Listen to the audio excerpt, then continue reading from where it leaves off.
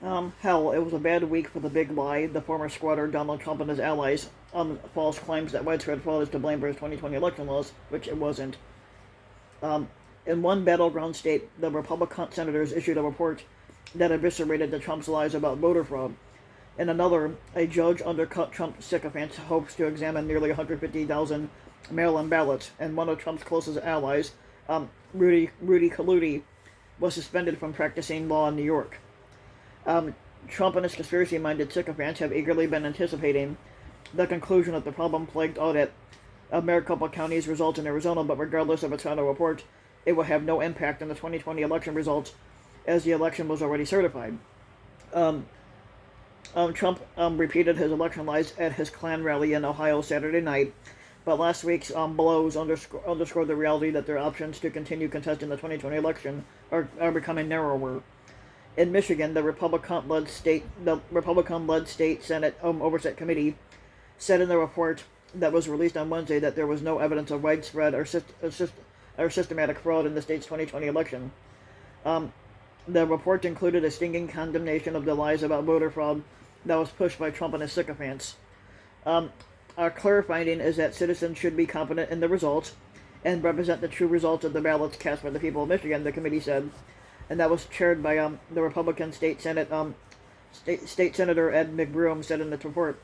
The committee strongly recommends citizens use a critical eye and ear toward those who have pushed demonstrably false theories for their own personal gain. Then in Georgia, on Thursday, a judge dismissed most of a lawsuit that claimed fraudulent mail-in ballots had been cast in Fulton County, the state's largest county in last year's election, a blow to the pro-Trump plaintiffs' bid to conduct an in-person examination of nearly 150,000 mail-in ballots with high-powered microscopes. The judge dismissed 7 of the lawsuit's 9 claims against Fulton County officials, only allowing the plaintiffs' request for digital images of the ballots under the state's open records law to move forward. And Biden won that state by nearly 12,000 votes, and Georgia officials have already audited the 2020 result 3 times, including a hand recount, and in each time it led to Biden being the winner. Last year, we told the squatter Trump and others who pushed the big lie to put up or shut up. It's been 6 months, and no proof of wrongdoing has been produced. Enough is a fucking enough, and this fucking circus must end, Rob Pitts, who's the chairman of the Fulton County Board of Commissioners, said in a statement. The same day, Kaludi, who had been Trump's personal lawyer and one of Trump's closest sycophants in advancing lies about the 2020 election, was suspended from practicing law in New York by an appellate court that found he made demonstratively false and misleading statements about the 2020 election. In a ruling released following disciplinary proceedings, the court concluded that there is an uncontroverted evidence that Kaludi, the former Manhattan U.S. attorney, communicated demonstratively false and misleading statements to courts, lawmakers, and the public at large in his capacity as a lawyer to the former squatter Donald Trump and the Trump campaign in connection with Trump's failed effort at re-election in 2020. Kaludi's conduct immediately threatens the public interest and warrants interim suspension from the practice of law. The court wrote, Trump has railed against the actions that challenge his lies about the 2020 election. He attacked his political opponents on Saturday in front of an Ohio Klan crowd that chanted Trump won when they know he lost, and issued statements last week that were driven with more falsehoods. Targeting Michigan's McBroom and State Senate Republican leader Mike Shirkey, he included both senators' phone numbers in a statement that said, call those 2 senators now and get them to do the right thing or vote them the hell out of office. They did the right thing. They certified the election by basically saying that Biden won because he did. In another statement, he complained about the Justice Department's Georgia's lawsuit. Actually, it should be the other way around. The people of Georgia should sue the state and their elected officials for running a corrupt and rigged 2020 presidential election, which it wasn't, and for trying to suppress the vote of the American people in Georgia. That's exactly what the Republicans are doing to try again, you fucking fat ass. Of course, Kaludi, he said, can you believe that New York wants to strip Rudy Kaludi, a great American patriot, yet there's nothing great about him and he's not a patriot. The guy's a fucking dumbass. Of his law license because he had been fighting for what has already been proven to be a fraudulent election. No, it wasn't. Another important moment could come when the results of the so-called audit ordered by the state Senate Republicans and conducted by cyber ninjas.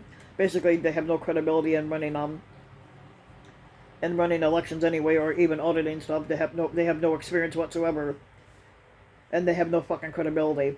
A Florida-based company with no experience auditing elections and it was led by a chief executive who had advanced Trump's lies about voter fraud on social media.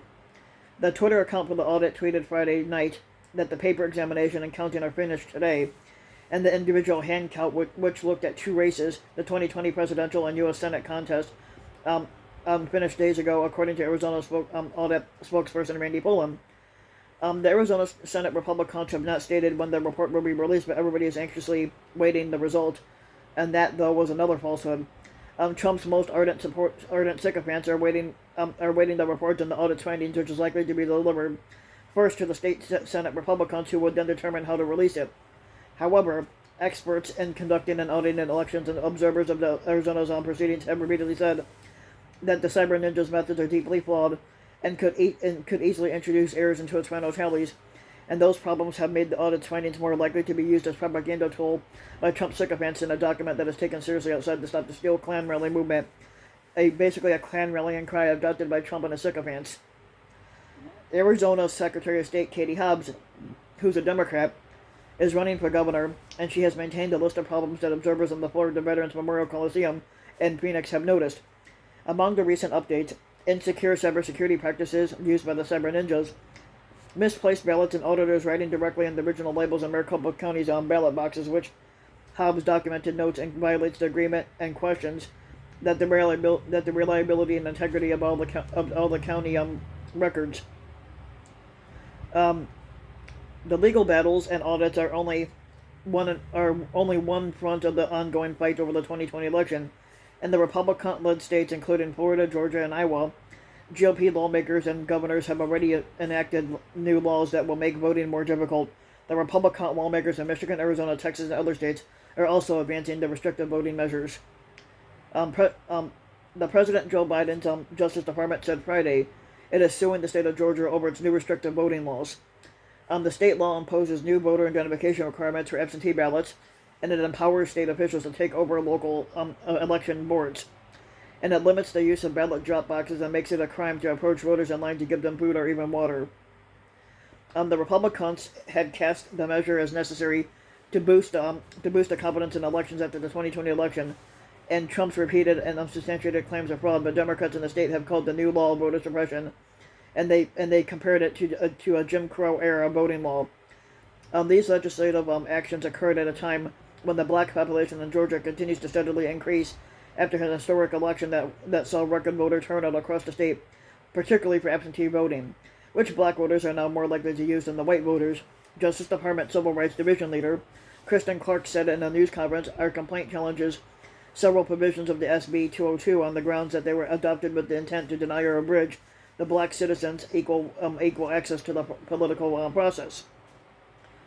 Georgia Governor Brian Kemp, a Republican, issued a defiant statement in response to the department's announcement calling the lawsuit born out of the lies and misinformation that the Biden administration has pushed against Georgia's Election Integrity Act from the start. But Kemp accused the administration of weaponizing the U.S. Department of Justice to carry out the far Democratic agenda that undermines election integrity and empowers federal government overreaching our democracy. That's exactly what Trump did, not Biden. So you're gonna fucking have to guess again, you dumbass.